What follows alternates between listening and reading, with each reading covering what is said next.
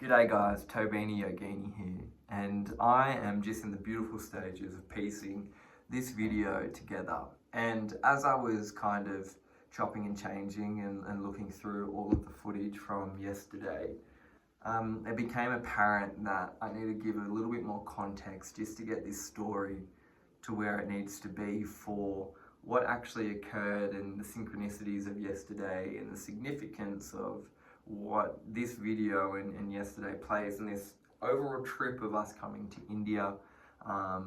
And it was just pure magic and so much history, so much learning, so much just being in the energy. So I'm just going to kind of take you through the overall day of what actually happened, and then have corresponding clips to give the video context as well. So without further ado, g'day guys, I just finished uploading a YouTube video and Tamsin and I were just discussing what are we doing today, you know, like it's a bit overcast, a bit cloudy, not sure what the plan was. Saturday here, we're going to take a chill, get creative and do some yoga, but you know, we felt like there was an adventure to be had.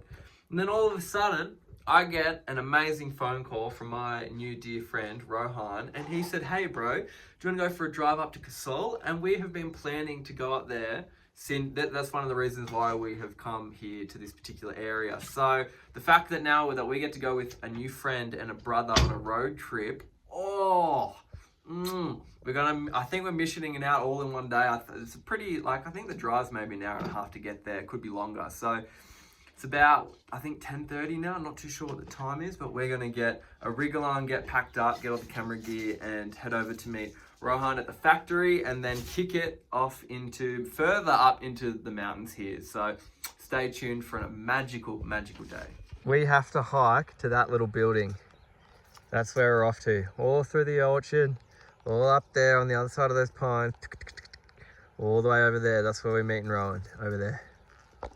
So Rohan owns the Himalayan Chocolate Company, and you might have seen it here in India, and it's basically coming under the title of THC. That's their branding, and it's absolutely incredible. It's so cool. They've done such a good job. He's done an incredible job of starting this chocolate company that you'll see a little bit of in this video. So we just started with our local women. But we can grow, try to expand this. Beautiful spot, man.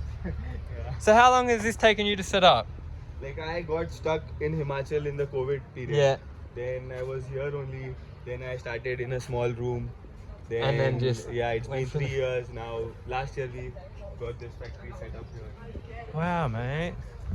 We have all this place to ourselves. Congratulations, man. On lease. We cannot buy her, so we have to. But still a couple of fruit trees and stuff? Yeah. Plum and all. Beautiful. Plum, apricot and a lot of trees over here. Yeah, wow. How is this, Taz? I know. Incredible. Yeah, she's off, man, no problem. We will not go inside, but I will just, get you to sneak in. Oh my gosh. Look from here. Wow. Clean. Smell the chocolate just coming in, huh? Namaste, Ji. This is Akhil, he's from Kerala. Namaste. Hello. Mate. I just have a good Stick your head in. Yeah, I know, I just smell the chocolate oozing out. Oh.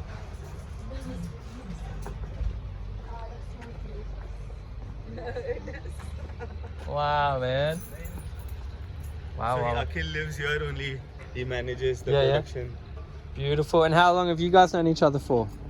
Akhil has been working here for 2 years. Yeah. Perfect. So he's got an absolutely incredible story and we just get along like a house on fire. So he called me and said, all right, do you guys want to come up to Kasol? I've got to do a little bit of business and drop some chocolate off at some stalls. And this is actually where I started THC chocolate. So do you want to come up and have a look around? I can show you around, show you where I stayed during the kind of ideation stages of his company, as well as showing us just, the local touch of this area. So we were like, this is absolutely incredible. Yes, please, let's go. Now, to give context to this side, from Tamsin and I's side of the story, we have watched a documentary on YouTube by strain hunters of India, and also explicitly their Malana episode as well. Now, I'll give more context of that in future reference of this video, but basically, strain hunters have documented their travels, I think it was about 15 years ago, to the same valley where we end up in this video, and it was a massive inspiration to why Tamsin and I wanted to come to this valley to experience what strain hunters documented in showcasing the history and the legalities around hand-rolled charas or cream here in India. Now, as we walk around through India, it's very prevalent that ganja or cannabis marijuana is growing wild, completely wild. It's just everywhere. It's like, as Tamsin says, it's like a ground cover. It just is everywhere. It's all over. And so the plant itself cannot be made illegal because it's just growing, but the products are, despite it being so interwoven into the society and culture here in India. And so we had a massive discussion with Rowan, because he's obviously playing on that from a marketing perspective for his chocolate, despite it not having any form of cannabis in it. Just utilizing it as a slogan here, and kind of just blending that as the societal narrative and the kind of war on this plant comes to a close as we start to see legalization across the globe. So we had incredible chats around this, what it meant for his business, how he's had to just navigate certain elements of society, and just had a really beautiful understanding from running a business, having marketing ploys, all these things where it's illegal, as we do here in Australia, back in Australia in certain elements, you know. So it was just a really, really good learning. But to add all of that up, we then got the opportunity to drive up to Kasol, where all of these villages that still produce charas, hand-rolled cream from plants, comes from. Like every village has their own god. So they take their gods from one village to another. The gods meet each other. Love it. And then the gods go back. So everybody goes with the gods. I love that. And so as we drove up, you know, we got to see through Rohan's factory of the chocolate company, and see his production. All of his production crew are all local women villagers. So his main focus is creating jobs for women in the Himachal Pradesh state, and specifically through Kullu Valley, which is just an incredible initiative in of itself. And then we hit the road and we drive up. We start to make our way up to Kasol. Now, along the way, we stop for a beautiful beverage. This is a sugarcane beverage. Now, this beverage, you can get it all across India. Basically, they get raw sugarcane and they press it through whether it be a hand crank or a motorized kind of two wheels, just pressing it out. And you get this incredible, delicious sugarcane drink that is just phenomenal. They add a little bit of salt, bit of honey, bit of lemon, and it's like in the most incredible mocktail you'll ever have in your life. It was so delicious, roadside.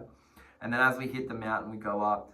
Rohan takes me through how tumultuous the monsoon season was last year, how it washed away all the road, and really had a dramatic impact on the landscape through this area. Multiple buildings had been washed away.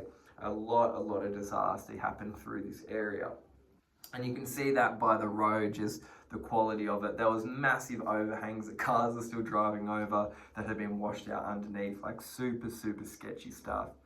And I was thankful that Rohan was driving, because he has done this road maybe 100 times, 200 times. So it felt at least comforting for him to have it. I joked around saying that, you know, I trust him more than myself on this road. So it was really nice to have that local touch getting us up there.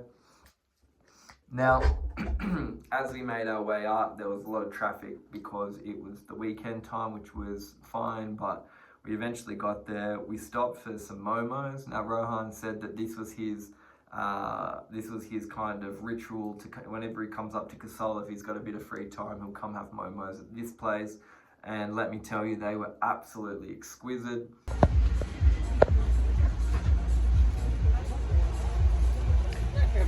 I lost my phone in the garden, and because we don't have self-service,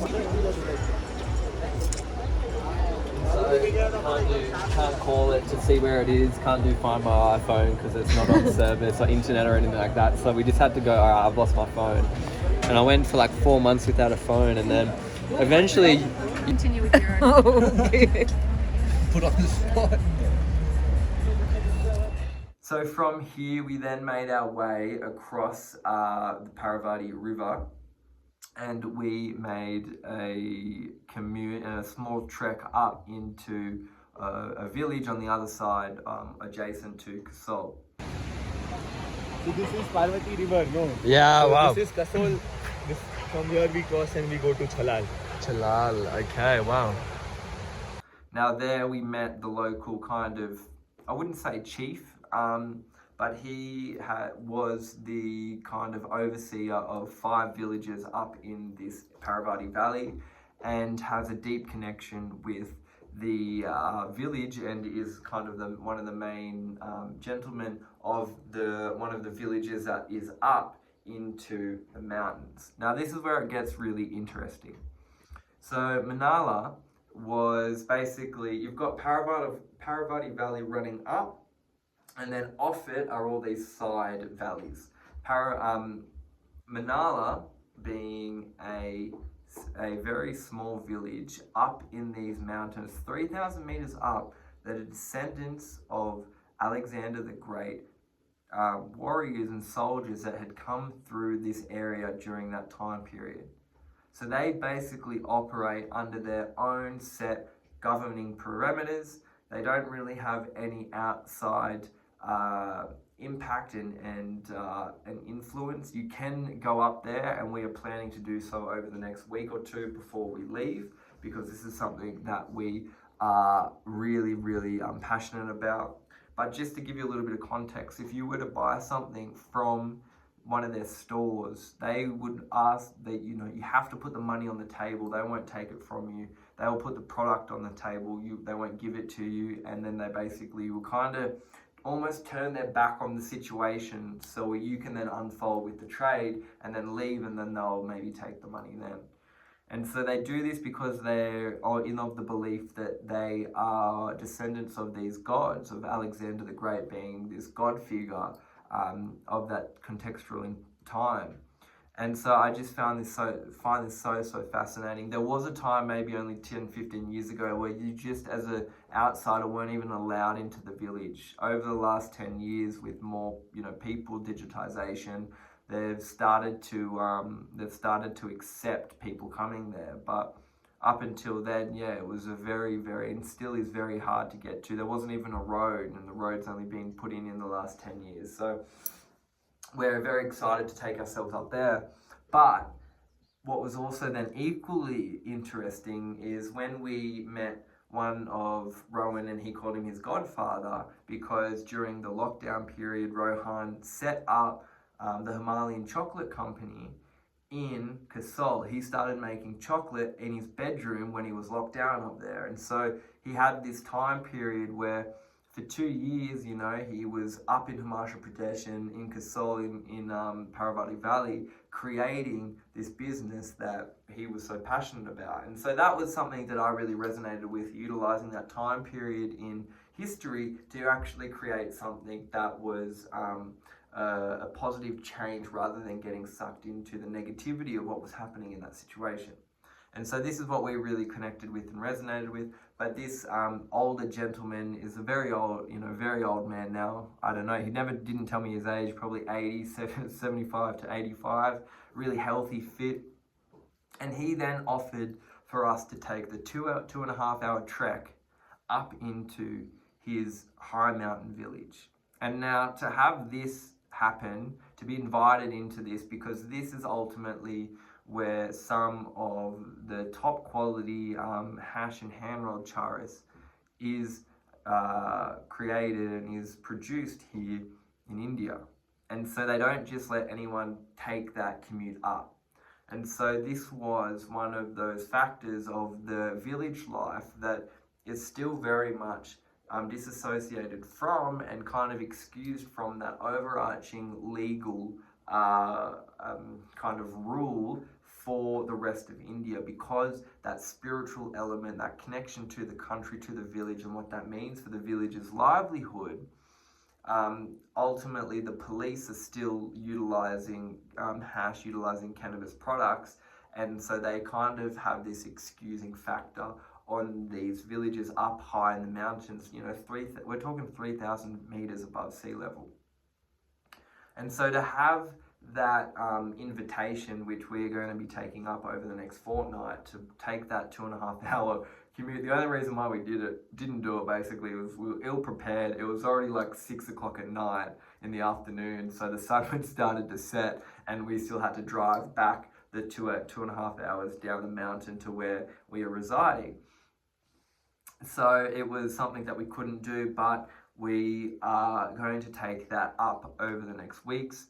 And then we also we got invited to come back to India, which we will try to make happen for rolling season, when the cannabis flower is starting to come to fruition and the villagers are starting to roll handmade charas, which literally sat in a field rolling the ready flower with their hands to create hash. And so to have that experience, I'm very humbled by, and it was just such an honor to have that local guidance through the legalities, talking about business, talking about village life, talking about this amalgamation of foreign influence, all of these beautiful factors that represent what India is as a whole, as this amalgamation of beautiful colors, different mentalities, spiritual beliefs, contextual environments that create an absolute treasure trove of experience and of just human beauty. So I hope that gives a little bit of context to this video. We then made the treacherous drive down the mountainside.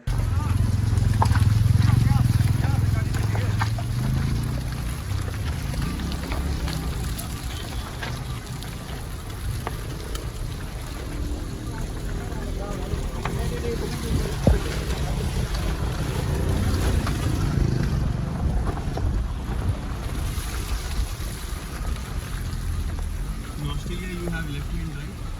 Nah, Right hand? same as you. Alright.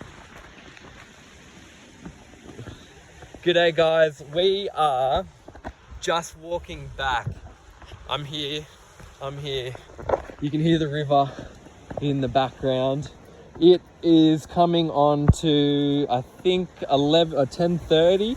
We're having to just trek it back to our home in the village because we had a massive day today. Just one of the best days since being here in India, to be honest. Like, it was so much fun to make some genuine friends and just to be able to hang out and kick back and talk, share stories, and just get up into the mountains, create some new memories. And now we get this incredible walk back. But yeah, this is one of our dog. No, Puddle. This is one of the stranger, cooler things we're doing. Bit sketchy walking back in the forest of a night time. We definitely have a rule in Australia not to do this, but we have all the dogs. I don't know if we caught those on camera. We've befriended all of the forest dogs over the last couple of weeks, so now on purpose. So now when we walk back, they all just follow us. So we have this kind of pack of dogs in front, so we're okay. Beautiful Himalayas in the background, killing it. And like, we started at like 8:30, got back, as you see in this video, quite late, and here we are. So that was what happened yesterday. It was an incredible day, and I was so eager just to piece this video together and get it out. So I really hope you enjoy it. And until the next one, thank you so much for watching.